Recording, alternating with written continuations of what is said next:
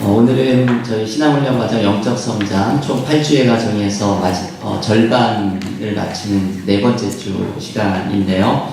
오늘은 영적 침체라고 하는 주제를 함께 다루는 시간입니다. 우리가 이제 영적으로 성장을 해나갈 때에 이 주제가 참 중요하죠. 영적으로 우리가 다운이 되고 신앙이 자라나는 것이 아니라 정체되고 오히려 또 후퇴되기까지 하는, 우리가 소위 말하는 시험에 들었다라는 그런 경험을 할 때가 많이 있는데, 이 영적 침체의 시기를 맞이했을 때 이것을 어떻게 잘 대응해서 자라나는 것, 이게 신앙의 영적 성장에서 대단히 중요한 주제를 차지하고 있는 부분입니다. 이 영적 침체에 대해서 이야기를 시작을 하면서 먼저 이 영적 침체라는 이 느낌의 경험이 크게 두 가지의 종류가 있다는 것을 먼저 말씀을 드리면서 시작을 해야 되겠습니다. 첫 번째로 이 두 가지는 아주 비슷한데 그 안을 묵상을 하면 그 내용과 목표에 있어서 상당히 다른 것을 발견하게 되죠. 첫 번째 영적 침체하고 비슷한 경험의 모습은 영혼의 어두운 밤이라고 불리는 건데요. 이 영혼의 어두운 밤을, 이 개념을 여러 사람들이 이야기했지만 이 표현을 정확하게 쓴 사람은 십자가의 성 요한이라고 하는 영성가가 이 말을 썼지요. 이분은 영혼의 어두운 밤을 이런 의미로 썼습니다. 영적으로 아주 깊이 성장한 사람들이 어느 순간 어둠이 깊게 찾아오는 것 같은 이제 그런 경험을 하게 되는 때가 있죠. 이분의 표현으로는 영혼이 하나님과 하나가 됨을 이루어가는 과정에서 고통스럽게 자신을 정화해가는 단계라고 이야기를 합니다. 그러니까 이것은 쉽게 생각하면 이렇게 생각하시면 될 것 같아요. 보통 분들 생각보다도 아주 영적으로 깊은 분들이 보다 더 깊은 단계의 영적으로 성장해 나가는 그 과정에서, 이 도약이 이루어지는 과정에서 하나님이 마치 사라진 것 같은 그런 어두움을 경험하는 시기를 맞게 되는 것이죠. 어느 순간 그렇게 친밀했던 하나님이 내 삶에 함께 계시지 않는 것처럼 느껴지고, 하나님의 사랑이 더 이상 느껴지지 않게 되고, 영적인 기쁨이 완전히 사라져가는, 신앙생활 기쁨이 없는 이런 단계를 경험하게 됩니다. 그런데 이것을 우리가 표면적으로 보면은 딱 시험에 든 느낌하고 똑같잖아요. 하나님이 느껴지지 않고 하나님의 사랑도 안 느껴지고, 그리고 마음속에 있는 건 어둠과 불안함이 가득하고, 그렇지만 이것이 영혼의 어두운 밤인 사람의 경우에는 이것이 영적으로 더욱더 도약하려고 하는 단계를 거치는 과정입니다. 그래서 이것이 어떻게 보면 은혜의 또 다른 모습이죠. 이 영혼의 어두운 밤은 하나의 은혜의 모습인데, 이것이 겉보기에는 마치 시험의 모습처럼 느껴집니다. 그 예를 들어볼 수 있는 대표적인 분이 마더 테레사인데요. 인도의 캘커타에서 병든 사람, 죽어가는 사람을 위해서 사역을 했던 마더 테레사는 이제 이분에 대한 책이 많이 있는데, 제가 이분의 책을 이제 여러 권을 가지고 있는데 그 중에 제일 좋아하는 책이 나의 빛이 되어라 라는 책인데요. 이 책은 마더 테레사가 죽은 다음에 테레사 수녀가 그 위에 있는 신부들이나 어떤 동료들이나 주로 이제 신부들이죠. 수피리어라고 하죠. 수피리어에게 주고받았던 편지들을, 그것을 공개를 하면서 테레사 수녀의 내면 세계에 어떤 모습이 있었는지를 보여주는 아주 인상적인 책입니다. 근데 이 편집을 해서 소개를 하지만 단순히 편지만 이렇게 짜집게 하는 것이 아니라 마더 테레사의 일생의 얘기를 따라가면서 중요한 사건들에 대해서도 소개를 하고, 그 속에서의 내면의 마더 테레사의 모습을 소개하는 아주 굉장히 흥미진진한 책입니다. 두꺼운데 이걸 한번 읽기 시작하면 놓을 수가 없는 그런 책입니다.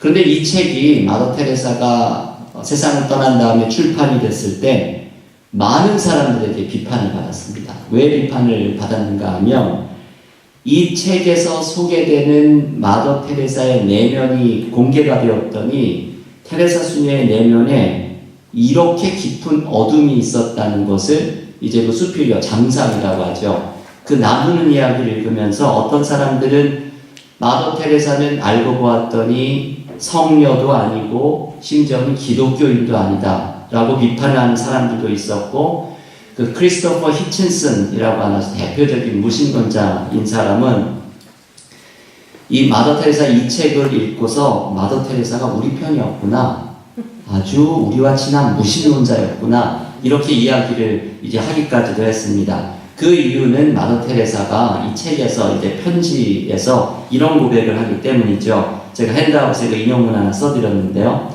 저는 오랫동안 끔찍한 상실감, 말로 표현할 수 없는 어둠과, 오자가 났네요. 어둠과 외로움으로 괴로워하고 있습니다. 어둠이 너무나 깊어서 제 마음으로도 이성으로도 아무것도 보이지 않습니다. 제 영혼 안에 주님이 계셔야 할 자리에 주님이 계시지 않습니다.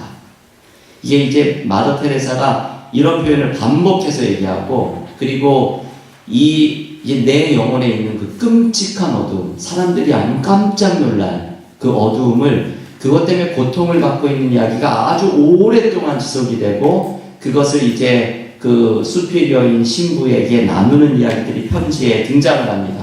이런 이야기를 읽고서 사람들은 이 책이 출간이 됐더니 마더 테레사가 이런 사람이었구나, 이렇게 비판을 하는 사람들이 있었던 것이죠. 그런데 마더 테레사는 이렇게 내면 안에 끔찍한 어두움을 가지고 있으면서도 아침이 되면 다시 일어나서 캘커타의 거리를 가면서 죽어가는 사람들을 위한 사역을 멈추지 않고 계속했습니다. 이게 아주 오랫동안 지속되었던 일이죠. 이 마더 테레사가 경험했던 이 그 끔찍한 어둠, 이것이 십자가의 성 요한이 이야기했던 영혼의 어두운 밤, 그것과 아주 똑같은 모습, 아주 대표적인 예라고 말을 할 수가 있죠. 마더 테레사가 경험한 영혼의 어두운 밤에서 이 책을 읽으면 여러 가지 특징을 발견하게 되는데, 제가 두 가지만을 소개를 해드리고 싶은데요. 하나는 겸손입니다. 이 영혼의 어두운 밤이 마더 테레사를 겸손하게 만들었지요. 마음속에 있는 그 어둠이 주님의 고통을 닮아가려고 하는 노력으로 변해가게 되고, 그러면서 혹시 교만해질 수 있는 마음, 그리고 세속적인 생각이 마음에 들어올 수 있는 것을 바로 이 어둠이 차단시켜주면서 겸손히 하나님을 의지할 수 있게 만들어줍니다. 마더 테레사 수녀의 그 주변에 있는 사람들에게 했던 많은 기도 부탁 중에 이런 것이 있거든요. 제가 세상에 아무것도 아니고 세상도 저에게 아무것도 아니기를 기도해 주십시오. 이게 마더 테레사의 그 겸손하게 사역을 했던 모습을 보여주는 기도의 부탁인데, 테레사 수녀가 경험했던 영혼의 어두운 밤은 자신이 하나님 앞에 아무것도 내세울 것이 없다는 것을 깨닫게 하면서 자기가 경험하는 은혜는 이게 전적으로 하나님이 주시는구나, 이 영혼의 어두운 밤에 있을 때 이걸 경험하게 되죠. 그러면서 하나님만 매달리게 만들었던, 이게 마더 테레사의 영혼의 어두운 밤의 중요한 특징적인 모습입니다. 또 하나 소개를 해드리고 싶은 이 테레사 수녀의 끔찍한 어둠의 특징은 하나님 일에 대한 계속적인 관심입니다. 마더 테레사는 이제 이 책을 읽으면 테레사 수녀가 인생에 몇 번에 걸쳐서 중요한 서원을 하나님께 약속을 하는 거죠. 서원을 하는 장면들이 나오는데, 사역을 시작하면서 했던 마더 테레사의 중요한 서원은 이것이었거든요. 하나님께 언제나 미소 짓겠습니다. 하나님이 어떤 일인지 시키시면 그것에 대해서 미소 지으면서 예스라고 말하겠습니다. 이게 바로 마더 테레사의 아주 중요한 서원 중에 하나였는데, 그래서 테레사 수녀에게 하나님이 무엇을 시키시든지 미소를 지으면서 예스로 순종하는, 이것이 테레사 수녀의 일생에 거쳐서 나타나게 되는데요. 이 서원에 대한 순종, 지킴은 이분이 말하는 마음속에 끔찍한 어둠을 경험하는 그 오랜 순간, 굉장히 긴 시간이거든요. 이 순간 동안에도 계속해서 나타납니다. 사역을 마치고 숙소에 돌아와서 예배를 드리고 기도 가운데 이 안에 있는 이 끔찍한 어둠을 어떻게 해야 되나, 사람들이 알면 놀랄 텐데 내 안에 예수가 없다 느끼는 이 어둠을 겪으면서도 다음날 아침이 되면 다시 일어나서 캘커타의 거리에 나아가서 죽어가는 사람들을 위해 사역을 했던 모습이 바로 마더 테레사의 모습이죠. 이것이 우리가 흔히 경험하는 시험에 들었다는 경험하고는 완전히 다른 부분입니다. 우리는 영적인 침체를 경험하면 하던 봉사를 다 때려치우죠. 집어치우고 이제 하기 싫은 마음이 들고 그렇게 되는데, 테레사 수녀는 어둠과 회의 속에서도 묵묵히 주님께 항상 미소 지으며 예스라고 순종을 하는 그 길을 걸어왔던 사람이죠. 그래서 이 마더 테레사의 이 안에 있는 어두움은 사실은 주님을 더 겸손히 의지하게 하고 영적으로 더욱더 자라나게 하는 특별한 은혜의 통로가 됩니다. 이것이 참 중요한 것이죠. 영적 침체처럼 보이지만, 겉으로 보기에는 너무나 비슷하게 보이지만 오히려 영적으로 성장하는 통로가 되는 것, 이것이 바로 영혼의 어두운 밤입니다. 그래서 신앙이 아주 깊은 성숙하고 있는 분들은 내가 겪고 있는 것이 영적인 침체인지 영혼의 어두운 밤인지를 구별하려고 하는 노력을 또한 해야 되는데, 그것을 구별하는 중요한 방법 중에 하나가 마더 테레사에게 배우는 것이 바로 이것이죠. 하나님의 일에 대한 지속적인 관심이 있는가, 이것을 물어보는 것입니다. 내 안에 하나님의 일에 대한 순종과 실천이 지속적으로 나타나고 있으면 내가 지금 겪고 있는 것이 영적인 침체이기보다 하나님이 나를 더욱더 성장시키려고 하는 영혼의 어두운 밤이라고 이야기할 수 있지요. 모든 인간적인 것, 모든 세상적인 것, 이 영혼의 어두운 밤을 통해서 더욱더 정화되면서 그 안에서 하나님께서 순종하는 모습으로 나아갈 때 어느 순간, 마더 테레사 수녀도 이것을 경험하거든요. 어느 순간 영혼의 그 어두운 밤이 거쳐지고 주님의 사랑의 빛이 이전보다 더욱 강렬하게 찾아오는 것을 경험하게 됩니다. 우리가 이 사랑의 빛이 다시 임할 때까지 하나님의 일에 열심을 내면서 나아가는 것, 이게 영혼의 어두운 밤의 시기를 겪는 사람들이 가져야 되는 지혜입니다. 이게 우리가 이제 영적 침체라는 주제를 다룰 때 이 영혼의 어두운 밤에 대한 분별로부터 먼저 시작을 해야 되는데요. 이 영혼의 어두운 밤이 아닌 우리가 흔히 말하는 영적 침체를 경험할 때는 이것이 무엇인지를 잘 이해하고 대응을 해야 됩니다. 이 영적 침체가 무엇일까? 두 번째로 이제 넘어가는데요. 이걸 영어로는 spiritual desolation, 로욜라의 이냐시오라는 16세기의 영성가가 주로 이 주제에 대해서 아주 중요한 개념을 이야기하고 이것을 다루는 방법에 대해서 가르쳐준 영성가입니다. 이 로욜라의 이냐시오에 따르면 영적 침체라는 개념은 이런 의미라고 이야기를 하죠. 우리의 영혼 안에 불안함과 걱정이 일어나고 기쁨과 희망과 사랑이 사라지고 무기력함과 슬픔이 자리 잡고 하나님의 사랑에서 떨어져 나간 것처럼 느껴지는 순간입니다. 이 중요한 것은 이 마지막 표현에 하나님의 사랑에서 떨어져 나간 것처럼 느껴진다는 것이죠. 사실은 떨어져 나가지 않았는데 우리가 그렇게 느낀다는 것이죠. 우리가 로마서 8장에서 예수 안에 나타난 하나님의 사랑에서 끊을 수 있는 것은 권세자도 위에 있는 것도 죽음까지도 예수 안에 있는 하나님의 사랑에서 우리를 갈라놓을 수가 없다라고 사도 바울이, 이게 아주 웅장한 그 합창과 같은 복음의 메시지를 전해주는 것인데, 우리가 영적 침체에 들어가게 되면 우리는 결코 하나님의 사랑에서 떨어질 수 없는 사람들임에도 불구하고 우리가 그렇게 느끼게 된다는 거죠. 마치 내가 하나님의 사랑에서 떨어져 나간 것처럼 느껴지게 됩니다. 그래서 영적인 침체는 나의 신앙생활에서 쉽게 말하면 은혜가 사라지고 기쁨이 사라지고 그러면서 봉사나 섬김도 그만두게 되고 소위 말하는 시험에 들었다라고 말하는 상황에 들어가는 것, 이게 바로 영적 침체라고 이야기를 할 수가 있습니다. 이냐시오는 이 영적 침체에 대한 개념을 이렇게 이야기를 하면서 중요한 것은 이 영적 침체를 경험할 때 이것을 빨리 이해하고 대응을 해야 된다고 이야기를 합니다. 이 사람들이 영적 침체를 경험하면 자기를 막 탓하거든요. 아유, 내가 아직도 이렇게 영적으로 부족해가지고 이런 일에 시험에 들기나 하고 참 내가 한심하다. 언제 너 좀 자라날래, 좀 인간 될래. 막 나를 막 탓하면서 이런 일에 시험에 들니 이렇게 얘기하는데, 이냐시오는 그거 올바른 자세가 아니라고 이야기를 합니다. 영적 침체는 누구에게나 찾아올 수 있고 언제든지 찾아올 수 있고, 중요한 것은 이 영적 침체를 이해하고 이것을 대응하는 것, 이것을 빨리 대응하는 것이 우리가 영적인 성장으로 나아갈 수 있는 방법이라고 이야기를 합니다. 그래서 우리가 이 영적인 침체를 경험할 때에 이것의 원인을 발견하고 이유를 찾고 이것에 대한 해결 방법을 노력하면서 이 영적 침체를 대응하면서 다시 영적으로 자라나는 길로 방향을 선회를 해야 되는데, 이것에 대해서 오늘 5가지의 말씀을 좀 드리려고 합니다. 한 가지는 그냥 사실 걸러뛰려고 하는데요. 영적 침체의 원인을 생각해 보면 5가지의 중요한 원인을 발견하게 되죠. 이 원인을 발견하면 이것에 대한 대응 방법도 같이 나오게 되는 것이죠.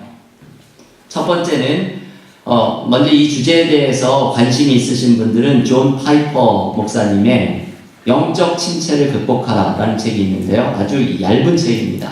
얇은 책인데 이 책에서 영적 침체에 대해서 아주 좋은 통찰력들을 많이 전해주고 있는 책이죠. 이 존 파이퍼 목사님의 영적 침체를 극복하라 라는 책을 제가 좀 소개를 오늘 많이 해드리면서 다른 분들의 이야기와 함께 영적 침체의 5가지 원인과 해결 방법을 잠시 생각을 해보겠습니다. 첫 번째는 육신의 연약함입니다. 이 육신의 연약함이 우리의 영적 침체의 원인이 된다는 것, 이게 아주 기본적인 사실인데 우리가 이것을 잊어버릴 때가 많이 있죠. 영국에 나온 위대한 설교자 가운데 마틴 로이드 존스 목사님은 우리의 몸 상태에 따라서 우리의 영혼의 능력이 달라진다고 이야기를 했습니다. 그러면서 이분이 이렇게 말을 하죠. 핸드아웃에 마틴 로이드 존스하고 인용문을 하나 써드렸는데요. 한번 한 목소리로 같이 읽어볼까요? 가장 위대하고 훌륭한 그리스도인들이라도 육체적으로 약할 때는 다른 어느 때보다 영적 침체의 공격을 받기 쉽습니다. 이게 우리가 쉽게 사실 공감이 되는 말입니다. 우리의 몸이 과로를 하거나 피로가 쌓이거나 건강을 약해지게 되면 이 영적인 건강을 유지하는 것에도 영향을 미치게 된다는 것을 발견을 하게 되죠. 제가 이 영적 침체의 통찰력을 빌어오고 있는 로율라 이냐시오, 이분이 이제 이런 경험을 소개합니다. 이냐시오가 하나님과의 관계에서 막 영적으로 자라나게 될 때에 이 하나님이 주시는 영적 성장의 기쁨이 너무나 크기 때문에 이 은혜의 기쁨에 감격을 하면서 영적으로 성장하려고 하는 노력을 많이 했습니다. 그래서 영적인 독서를 많이 하고 성경을 많이 읽고 영적인 책들을 읽으면서 그게 너무나 이제 달콤해서 밤에 시간이 가는 줄을 모르고 이 영적 독서를 계속할 때가 있었습니다. 근데 이 영적 기쁨이 크다고 해서 이게 어느 순간은 이게 유지가 되는데 육신이 이거를 완전하게 따라오지는 못하거든요. 이분이 점점 시간이 갈수록 다음날에 낮에 피로를 느끼게 되고 하루 일과에 지장이 생기기 시작하면서 피로가 쌓이고 과로가 생기면서 결국은 영적으로도 후퇴하게 된다는 것을 이분이 발견하게 됩니다. 이분이 그 내면 세계에 대해서 굉장히 민감했던 분이거든요. 그래서 영적 침체를 경험할 때 그것의 원인을 아주 곰곰이 묵상하면서 발견을 했던 분인데, 한 번은 자신의 영적 침체가 바로 이 육신의 과로를 통해서 나타났다는 것을 발견을 하게 되었죠. 그래서 이냐시오는 은혜의 경험을 할 때에도 여기에 너무 매달려서는 안 된다는 것을 깨달았다고 이야기를 전해줍니다. 우리의 영성은 여러분 전인적인 면을 가지고 있죠. 이 전인적이라는 것은 우리의 몸과 정신과 영혼이 함께 건강해지는 것, 이게 바로 우리의 영성이 전인적인 것이라는 의미입니다. 한국의 영성가 중에 저는 이제 한국의 영성가들을 발견하는 것이 저의 아주 큰 기쁨이거든요. 제가 이제 미국에서 공부를 하면서 제가 발견했던 한국의 영성가가 유경모 선생이라는 분인데 1890년에 태어나서 1980년에 돌아가신 아주 최근 분이시죠. 근데 이분이 굉장히 깊은 영성을 보여주시는 분인데 이분의 영성의 목표를 3단어로 줄여서 이야기할 수 있습니다. 거기 핸드아웃에 써드린 것처럼 몸성이, 맘노이, 바탈리로, 이분이 이제 한글을 주로 이렇게 표현하려고 했던 분이서 이런 표현들을 쓰시는데요. 몸성이란 몸이 성해야 한다라는 뜻이죠. 몸이 성해야 한다는 말은 건강해야 된다라는 뜻이죠. 그리고 맘노이는 마음이 놓여야 한다. 이 말은 마음은 편안해야 되고 그리고 정신이 편안해야 된다라는 뜻이죠. 그리고 세 번째 바탈리로라는 말은, 바탈이라고 하는 것은 본성을 의미합니다. 한자로는 그 성이라는 게 바탈이라는 뜻이거든요. 바탈을 이룬다라는 것은 본성을 이룬다라는 말인데, 유영모 선생이 말하는 인간의 바탈, 본성은 성령 안에 있는 나입니다. 이거를 한 단어로는 얼라라고 부르거든요. 얼이 바로 그 성령을 가리키죠. 우리의 본성은 성령 안에 있는 나, 얼라이고, 바탈을 이룬다는 것은 결국 성령 안의 나로 변화되는 것을 이야기하죠. 이건 이제 영혼의 건강을 이야기하는 것입니다. 그래서 유영모 선생에게 우리의 영성이 깊어진다는 것은 세 단계이죠. 먼저 몸을 성하게 하고, 두 번째 마음을 편안하게 하고, 그리고 성령의 나를 이루어가는 것입니다. 이것이 몸과 정신과 영혼이 모두 건강해지는 것을 의미하는데, 그 시작은 몸성이로부터 시작을 하는 것이죠. 이 우리의 몸이 건강해야 이 모든 것들이 따라온다는 것을 강조하는 것입니다.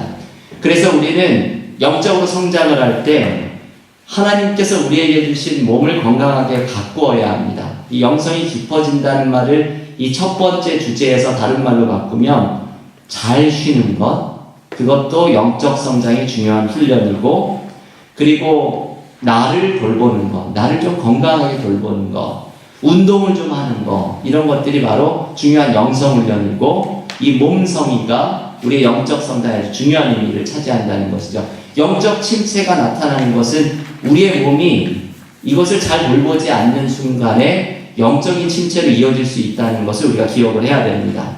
두 번째, 핸드아웃을 뒷면으로 넘겨보시면요. 영적 침체의 두 번째 원인은 죄의 문제입니다. 우리가 이번 그 영적 성장 8주의 과정에서 죄에 대한 이야기를 지금까지 참 많이 했죠. 영적으로 자라나는 정화의 단계에서 죄의 문제를 해결하는 이야기도 많이 했는데, 오늘도 이 주제를 이야기할 수밖에 없습니다. 그 존 파이퍼 목사님은 우리의 마음 속에 은밀하게 간직하고 있는 죄, 비밀스럽게 간직하고 있는 죄가 영적 어둠의 원인이 될 수 있다고 강조합니다. 그러면서 죄는 우리 안에 기쁨을 빼앗아 간다는 것을 강조하죠. 여러분 이런 경험 많이 하시죠? 죄가 우리 안에 있는 기쁨을 빼앗아 가는 것을 경험합니다. 사실 우리가 가지고 있는 착각은 죄를 따라가면 기쁨이 있다고 생각을 합니다. 그게 이 죄가 주는 이게 속임수이고 거짓이거든요. 사실 죄가 주는 기쁨은 가짜이죠. 허상이고, 이 기쁨을 쫓아가다 보면 그 끝에는 깊은 공허함을 느끼게 되는데, 그런데 죄는 계속해서 이상하게도 다음에는 진짜 좋은 기쁨이 있을 거야, 우리를 속이면서 그 죄의 가짜 기쁨을 쫓아가도록 계속 만듭니다. 이것의 대표적인 예를 들면 도박이죠. 이 도박을 끊기가 어렵잖아요. 어떤 분이 도박을 끊으려고 한 손을 절단했더니 왼손으로 도박을 시작하는 그 신기술을 익혔다고, 이제 그런 이야기들을 우리가 듣게 되죠. 이 도박을 한 사람들은 그 엄청난 짜릿함과 쾌감을 느낀다고 합니다. 그 호르몬이 나오는 것 자체도 그게 다른 게 나온다고 그러더라고요. 그 엄청난 짜릿함과 쾌감을, 기쁨을 누리게 되는데, 사실은 그 기쁨이 가짜이죠. 돈을 잃게 되었을 때 공허함을 경험하게 되는데, 다음에 돈을 딸 것이라는 가짜 기쁨이 계속해서 이 도박으로 이끌어가게 되고, 그리고 돈을 따게 되었을 때에도 공허함을 느끼게 되는데, 그 기쁨을 맹목적으로 다시금 계속 쫓아가게 만들어줍니다. 이게 죄가 가지고 있는 가짜 기쁨이고, 이 속에서 우리 안에 있는 사실 기쁨을 죄는 모두 다 앗아가게 만들어갑니다. 그래서 존 파이퍼 목사님은 우리가 영적인 침체를 경험할 때 꼭 해야 되는 것이 우리의 마음속을 돌아보면서 죄의 문제가 있지 않은지를 돌아보는 것입니다. 우리가 영적인 어둠에 오랫동안 고생하는 이유 중에 하나는 마음속에 간직하고 있는 어떤 죄 혹은 죄의 습관, 이게 오랫동안 이것을 포기하지 못하고 해결하지 못하기 때문에 영적인 어둠을 경험하는 것이죠. 이것을 포기해야 죄의 문제를 해결해야 우리에게 회복이 시작이 됩니다. 제가 우리 장대영 교회 길선주 장로님의 회개 이야기 핸드아웃에 써드렸는데요. 제가 참 너무 좋아하는 이야기, 너무 유명한 이야기죠. 1907년 평양의 장대영 교회에서 부흥운동이 시작될 때 부흥 집회를 아무리 해도 성령의 역사가 일어나고 있지 않을 때 당시 그 교회 장로였던 길선주 장로님이 갑자기 죄의 문제가 생각이 났죠. 아주 몇 년 전에 친구가 세상을 떠나면서 200원을 친구인 길선주 장로님에게 맡기면서 내가 애들이 지금 어리니까 이 돈을 못 주겠는데 애들이 좀 자라나면 이 200원을 건네줘라 라고 이야기를 했는데 이분이 이 돈을 보관하고 있다가 친구의 믿음을 저버리고 급한 일에 100원을 써버리고 100원만 이제 그 자녀들에게 전해주었다고 하죠. 이 집회가 끝나가는 시점에 이게 생각이 난 거죠. 그러면서 장로인 내가 이런 죄가 있기 때문에 성령이 역사하시지 않는구나. 그것을 깨달으면서 공개적으로 일어나서 내가 이런 죄를 지었습니다. 내가 유족들에게 100원을 돌려주겠습니다. 라고 고백을 하죠. 이게 이제 이런 이야기를 하면 사람들은 어쩌면 좀 손가락질 할 만하잖아요. 장로가 어떻게 저런데? 이렇게 말을 할 법도 하지만 사람들은 이 얘기를 듣고 내 마음속에 또 이런 죄가 있을 수 있다는 것을 느끼기 시작하고 이게 성령의 역사이죠. 그러면서 이 사람도 일어나서 나에게 이런 죄가 있다고 고백하고 저 사람도 일어나서 이런 죄가 있다고 고백을 하면서 그러면서 성령의 역사가 부흥 집회가 끝나는 바로 그 마지막 시간에 이 회개가 일어나면서 성령의 역사가 시작되고 이것이 1907년에 평양 대부흥 운동으로 이어지게 됐다는 이 기독교 역사에서 너무나 은혜로운 장대영 교회에서 일어났던 이야기입니다. 우리의 마음속에 죄의 문제가 있을 때에 이 영적인 침체의 문제를 해결할 수가 없게 되죠. 시편 66편 18절에 이런 말씀이 있는데요. 그 말씀 한 목소리로 읽어볼까요? 내가 나의 마음에 죄악을 품었더라면 주께서 듣지 아니하시리라. 아멘. 우리의 마음속에 죄를 품으면 하나님께서 우리의 기도를 듣지 않으시고 하나님과의 관계가 죄로 막혀있기 때문에 하나님이 주시는 회복과 부흥의 역사가 일어나지를 않습니다.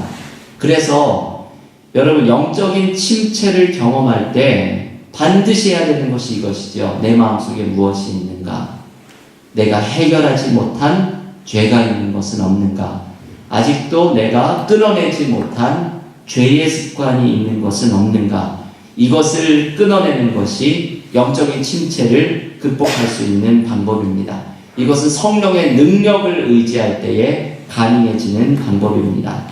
세 번째로 영적 침체의 원인은 게으름이죠. 영적인 게으름입니다.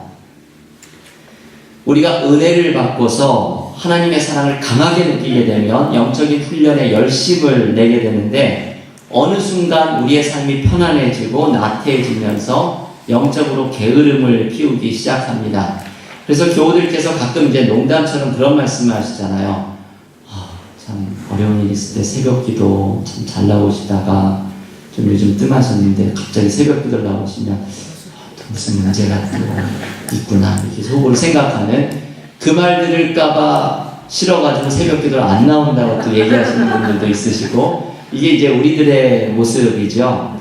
그 리차드 백스터라고 하는 이 장로교 전통의 아주 유명한 목사님이 있습니다. 이 리차드 백스터는 이런 조언을 했는데요. 여러분 그 말씀 한번 함께 읽어보겠습니다. 여러분에게 육체적인 힘이 있는 한 합당한 소명을 지속적으로 실현하면서 절대로 게으르게 살지 마십시오. 게으름은 지속적인 죄입니다. 게으름은 여러분을 유혹하고 마음을 분산시키는 무익한 생각을 당신에게 집어넣으려는 마귀의 본거지입니다.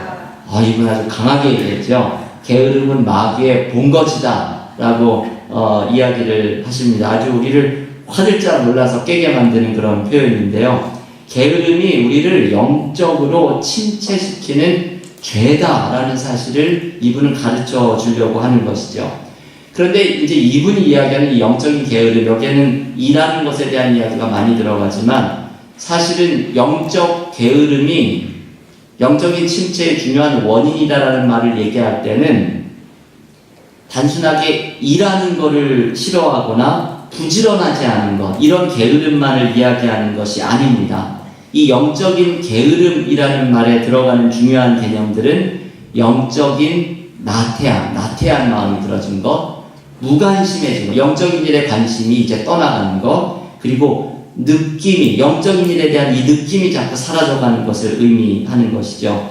우리가 영적인 관심이 사라져가는 이유는 이 영적으로 열심을 내던 부지런함이 사라지기 때문이기도 하지만 더욱더 중요한 것은 무관심해졌기 때문입니다. 이 영적인 무관심이 영적 침체의 가장 중요한 원인이고 영적 성장이 무서운 적이지요. 이 영적인 무관심은 우리의 느낌에 의존하는 모습으로 굉장히 많이 나타납니다. 교인들에게 이런 모습이 참 많이 나타나거든요. 기도를 하려고 하시는 분들이 기도의 시간을 정해놓고 하나님과의 관계를 깊게 하려고 하는 노력을 하시다가도 느낌에 따라서 기도가 좌우될 때가 있죠. 예를 들면 오늘은 별로 기도를 하고 싶은 마음에 들질 않네. 이런 마음으로 기도를 하는 게 무슨 소용이 있어? 하나님은 이런 마음으로 기도하는 거 기뻐하시지 않아. 이러면서 기도를 쉬게 된다거나, 기도를 하기는 했지만 기도를 하는 동안에 특별한 은혜의 느낌이 느껴지지 않으면서 기도를 이제 좀 짧게 하면서 기도를 마치게 되죠. 우리는 이제 느낌에 따라서 신앙생활을 할 때가 참 많이 있잖아요.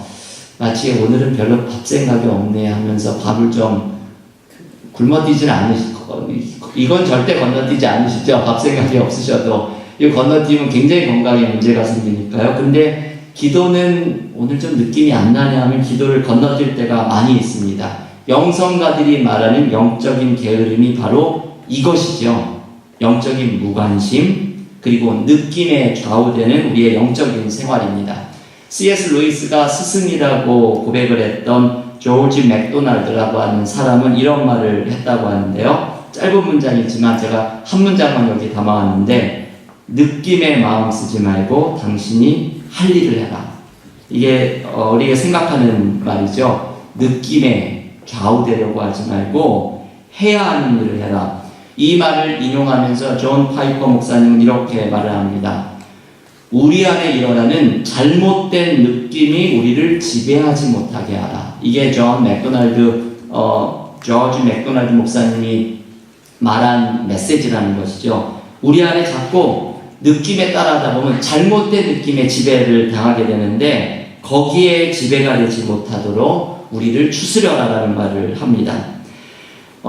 저는 제가 좋아하는 말이 이런 말이에요. 설교에 대해서 들었던 제일 인상적인 조언이 설교를 못하면 잘할 때까지 설교하라. 이 말이 저한테 굉장히 위로가 되었던 그런 말이거든요.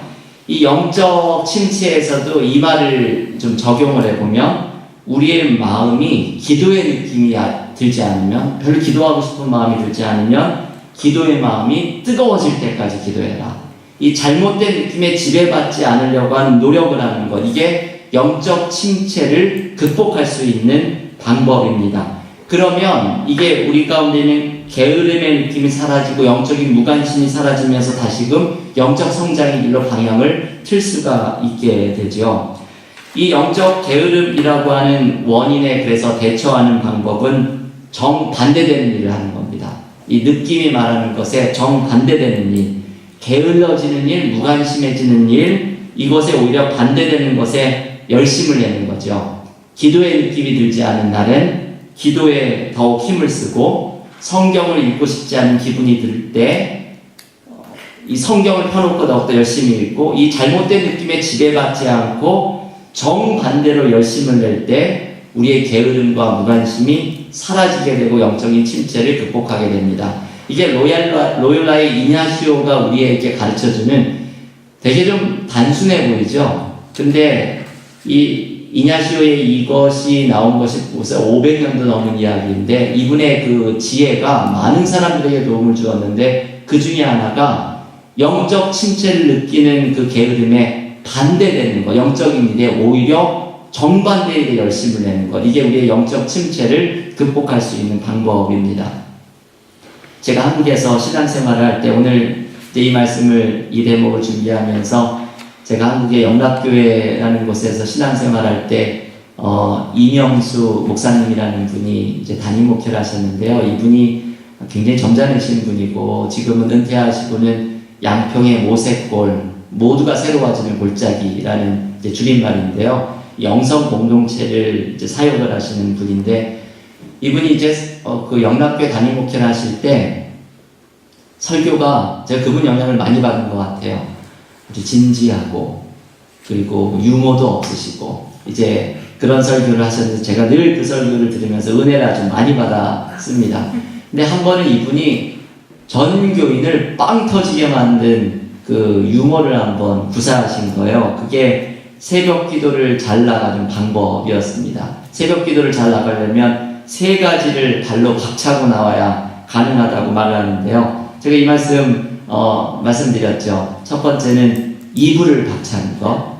새벽에 눈이 떠져도 침대에서 뭉기적거리면 이게 새벽 기도를 못 나오니까 이불을 박차고 나와야 된다라고 얘기를 하시고, 두 번째 박차야 될 것은 방문이죠. 그 침실에 또 이게 뭉기적거리고 침대에 앉아있고 이러지 말고 방문을 박차고 나와야 되고, 그 세 번째는 방문을 박차고 나와가지고는 뭐 거실에 돌아다니고 이러면 안 되고 대문을 박차고 나와야 된다. 이 새벽 공기가 차잖아요. 집을 나오는 게 이게 마지막 관문이거든요. 대문을 박차고 나오는 거. 이게 내일부터 새벽 기도 잘 나오시는 방법을 제가 가르쳐 드렸으니까 다 새벽 기도를 잘 나오실 걸로 생각이 듭니다. 이불을 박차고 방문을 박차고 대문을 박차고 나와야 됩니다. 이게 새벽마다 아주 집안이 시끄러지겠죠. 이 농담이 바로 오늘 우리가 지금 이야기하는 영적 침체를 극복하는 방법입니다. 영적 침체를 논하는 이냐시오는 우리가 영적 침체를 극복하는 방법이 우리를 후퇴하게 만드는 그 일에 정반대를 행하는 것이죠. 그때에 우리가 영적인 침체를 넘어서서 다시금 영적 성장으로 방향이 틀어지는 것을 경험하는 은혜를 누리게 될 줄을 믿습니다. 네 번째, 영적 침체의 원인은 깨어진 관계인데요. 이 부분은 제가 오늘 넘어가려고 합니다. 우리 이웃과의 관계가 깨어지고 용서해야 되는 것, 우리 바로 지난 주일에 용서를 통해서 깨어진 관계를 회복하는 우리의 내면 세계 안에 있는 이 상처에 대한 문제를 나누었는데요. 지난주에 했던 용서에 대한 이야기를 한번 참고를 해주시고, 다섯 번째로는 자기중심적 모습, 이야기 좀 마지막으로 이야기하고 마치려고 하는데요. 우리의 영적 침체의 원인은 신앙생활이 자기중심적인 생활을 계속해서 고집을 할 때입니다. 신앙이 나 중심으로만 머무를 때 우리는 영적으로 자라나지를 않게 되고, 심지어는 이게 은혜가 자꾸 쌓여가는데 오히려 영적인 침체를 경험하는 상황으로 변하게 되죠. 제가 자주 쓰는 이 비유는 헤니 나우엔의 그 은혜의 잔에 대한 비유입니다. 우리가 이제 영적으로 자라나려면 우리의 은혜의 잔이 있다고 한번 상상을 해보고 거기에 은혜를 이렇게 채우는 것이죠. 하나님의 사랑으로 채우고, 그리고 그것이 가득 차면은 이게 흘러 넘쳐서 옆으로 가는 것, 은혜가 흘러 넘쳐서 옆으로 가는 것, 이게 바로 봉사이고 사역이라고 이야기를 합니다. 그런데 이 은혜가 가득 차고 흘러 넘치는 이 자연스러운 것을 뚜껑을 만들어 가지고 그 잔에 이 뚜껑을 덮었다고 생각을 해보세요. 은혜가 신비하게 계속 차는데 우리는 뚜껑을 만들어서 덮어서 우리 안에 가두어 놓으려고 하면 이 은혜가 마치 그 고인물이 썩는 것처럼 썩게 되고, 그리고 그 은혜가 차이는 압력들이 결국 이제 어떻게 보면 터져버릴 수도 있게 되겠죠. 교회도 자기의 공동체 안에만 관심이 있는 이기적인 공동체로 변해가게 되면 그 공동체의 성장이 멈추게 됩니다. 이 은혜가 참 이상하죠. 은혜가 차고 그게 흘러서 옆으로 나누어져야지 그 은혜의 강물이 주변으로 흘러갈 때에 우리의 신앙생활이 성장을 하고 공동체는 또한 성장을 하게 됩니다. 그래서 우리의 영적인 침체가 자기 중심적인 신앙생활이 영적 침체의 원인이라는 것을 발견하게 되면 그것을 대처하는 방법은 바로 나눔이죠. 사랑의 나눔. 이것이 영적으로 성장하는 방법입니다. 존 파이퍼 목사님의 영적 침체를 극복하라 마지막 이야기 하나 제가 소개를 해드리고 마칠까 하는데요. 아버님 이야기를 하나 소개를 하는데요. 이 존 파이퍼 목사님의 아버님이 60년 동안 목회를 하고 은퇴를 하신 분이라고 합니다. 하루는 이제 아버지에게 전화를 걸어서 요즘 기쁨에 대한 책을 하나 쓰고 있는데 혹시 아버님이 60년 목회를 하시면서 그리스도인들이 기쁨을 가질 수 있는 방법을 발견한 게 있으면 한번 말씀을 해주시라고 그렇게 이제 전화로 말씀을 드렸습니다. 그랬더니 아버지가 주저없이 이렇게 대답을 합니다. 거기 핸드아웃에 써드렸죠. 그리스도인들이 기쁨을 얻는 방법은 자신의 믿음을 나누는 거야. 이게 주저없이 이제 아버지가 얘기하는 것이죠. 자신의 믿음을 나눈다는 것은 그리스도를 전하는 것을 의미하고 또 다른 의미는 그리스도의 사랑을 나누는 것을 이야기합니다. 이제 이 이야기를 소개하면서 존 파이퍼 목사님이 이렇게 말을 하죠. 제가 이 말에 굉장히 좀 감명을 받았는데요. 그리스도인의 기쁨은 넘쳐 흐르거나 말라버리거나 둘 중에 하나입니다. 이게 그 은혜의 잔을 한번 다시 생각을 해보면 그리스도인의 기쁨이 은혜의 잔이 넘쳐 흐르게 되거나 뚜껑을 만들어서 가둬놓게 되면 내 안에 가둬놓게 되면 이상하게 이게 말라버린다고 이야기를 하는 것이죠. 그리스도인에게 있는 기쁨은 흘러 넘치든지 말라버리든지 둘 중에 하나이기 때문에 우리가 영적인 침체를 경험하는 것은 뚜껑을 만들어서 우리 안에 가두어 놓은 경우가 우리의 삶의 영적 침체가 찾아오는 경우입니다. 이것이 나누기 시작할 때 다시 새로운 은혜가 찾아오고 우리가 영적으로 성장하는 길이 이루어지게 되는 것이죠. 사랑을 나누는 것, 이 영적 침체를 극복하는 또 다른 방법입니다. 여러분 오늘 제가 5가지 영적 침체가 무엇인지 영적 침체를 영혼의 어두운 밤과 어떻게 다른지 이야기를 드리면서 이 영적 침체의 원인과 이것을 해결하는 5가지의 방법을 말씀을 드렸습니다. 육신의 연약함, 죄의 습관, 영적인 게으름, 깨어진 관계, 그리고 자기중심적인 신앙생활의 모습. 이 5가지의 영적 침체의 원인 중에 우리에게 이렇게 해당되는 것들이 있을 텐데요. 이것을 분별하고 이것을 해결할 수 있는 방법으로 이것에 대응하면서 영적으로 다시 성장해가는 기쁨이 우리 모두에게 있을 수 있기를 기원합니다.